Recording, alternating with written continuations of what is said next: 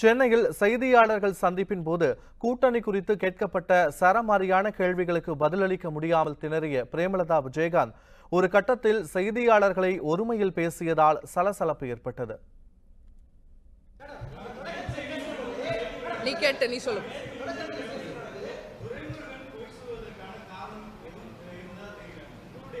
சரி, உனக்கு காரணம் தெரியலன்னா நீ போய் துரைமுருகன்ட்ட கேளு. சரியா? அங்க போய் கேளு. உனக்கு காரணம் தெரியலன்னா நீ அங்க கேளு. எங்களை பத்தி நீ இங்க கேளு.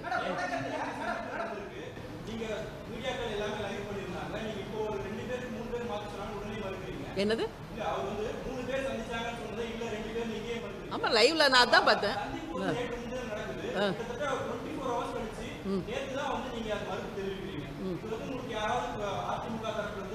யாரு எங்க பாரு, தேமுதிகவை யாரும் கைட் பண்ணி சொல்லி மிரட்டி பணிய வைக்கிற கட்சி கிடையாது. புரியுதா? யாரோ சொல்லி பதில் சொல்ல வேண்டிய அவசியம் இன்னைக்கு தேமுதிக கிடையாது. புரியுதா?